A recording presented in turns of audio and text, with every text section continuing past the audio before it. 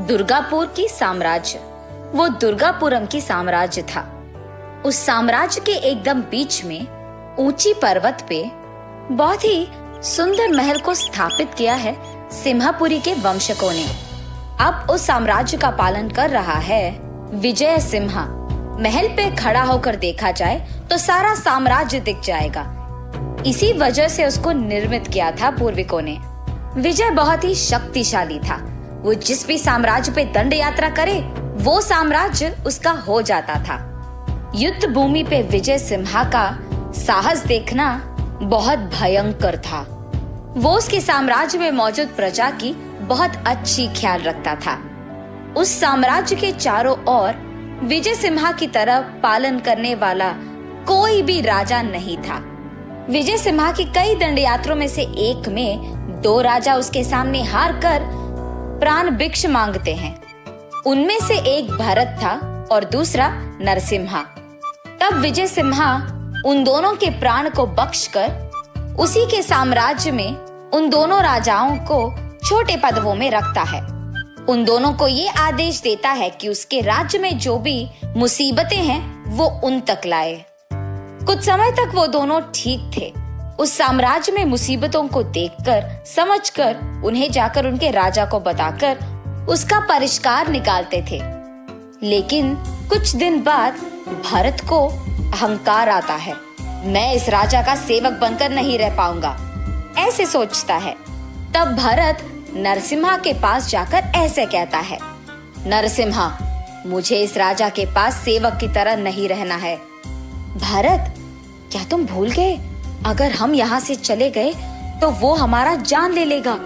अगर हमें यहाँ से जाना है तो कुछ गलती करना है। राजा को क्रोधित करने वाले काम करना होगा। तो फिर क्या करे भरता, तुम ही बताओ। मुझे एक उपाय सूझा है नरसिम्हा। ऐसे नरसिम्हा को उसका उपाय बताता है भरत। उसके बाद एक दिन जब राजा साम्राज्य में नहीं था, वो दिन देखकर उनके योजना को लागू करते हैं ये दोनों। दुर्गापुरम साम्राज्य में आखिर में रहने वाली दुर्गा देवी मंदिर में मौजूद देवी के लिए गहने बनवाने के लिए राजा ने सबके पास पैसे लेने के लिए कहा है। ये बोलकर वो गांव में मौजूद सारे लोगों से पैसे लेते हैं। भरत और नरसिम्हा प्रजा से ये कहते हैं कि वो दोनों खुद इन गहनों को बनवाने के लिए जिम्मेदारी ले रहे हैं। भरत उन गहनों को रागी से बनवाकर उन पे सोने का रंग लगवाता है। देखने में तो वो सच्ची सोने के ही आभरण लगते हैं। भरत तब उन गहनों को दुर्गा देवी के सामने पेश करता है। प्रजा तो यही सोचती है कि वो सब सच है। भरत और नरसिम्हा की योजना ये थी कि वो सारी प्रजा से ये कहे कि उनके राजा ने सोने का गहने बनवाने के लिए पैसे लेकर रागी से गहने बनवाता है। इसी कारण वो ये प्रजा से कहलाना चाहते हैं कि उनकी राजा ने उनको धोखा दिया है। और ये भी कि बहुत पहले से बहुत बार राजा यही करते आए हैं। प्रजा की संपदा का वो मजा ले रहे हैं, ये कहलवाना चाहते हैं। इनके बुरे विचार तो ये थे कि प्रजा में राजा के खिलाफ जहर भरे। एक दिन राजा मंदिर आकर दुर्गा देवी को पहनाए गहनों को देखते हैं। पहली बार में उन्हें पता चलता है कि वो सोने के गहने नहीं हैं। उसके बाद प्रजा में मौजूद कुछ लोगों से राजा को पता चलता है कि क्या हुआ है। सच जाने के बाद राजा भरत और नरसिम्हा को बुलवाकर साम्राज्य के एकदम बीच में उन दोनों को पेड़ पे रस्सी से बांधकर उन दोनों के धोखे को प्रजा के सामने बाहर लाते हैं। और उसी प्रजा के सामने उनको शिक्षा भी मिलता है। शिक्षा ये थी कि उन दोनों को बहुत मेहनत करके माँ दुर्गा के लिए सच्ची सोने के गहने बनाना होगा। ऐसे बहुत दिन भरत और नरसिम्हा उसी साम्राज्य में बहुत मेहनत करके माँ दुर्गा के लिए अच्छी गहने बनवाते हैं।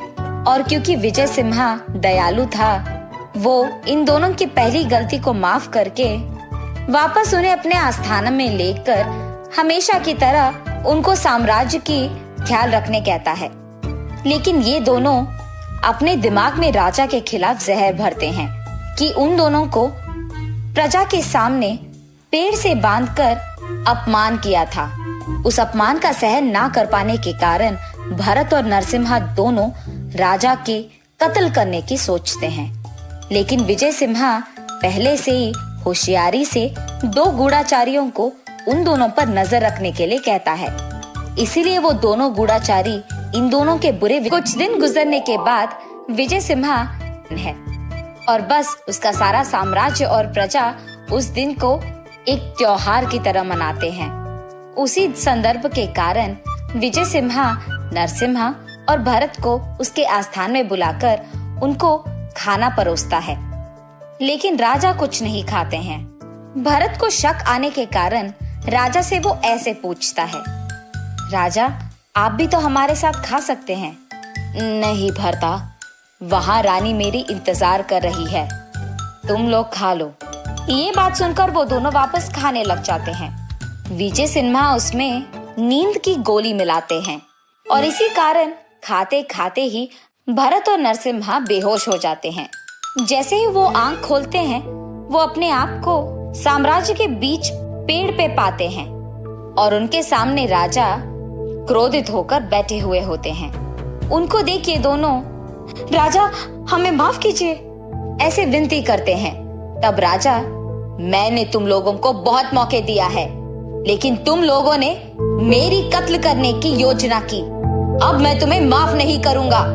ये कहकर विजय सिम्हा उन दोनों को एक बड़े पत्थर को उनके पीठ पे बांधकर सारी जिंदगी उनको कारागार में रखने की आदेश देते हैं।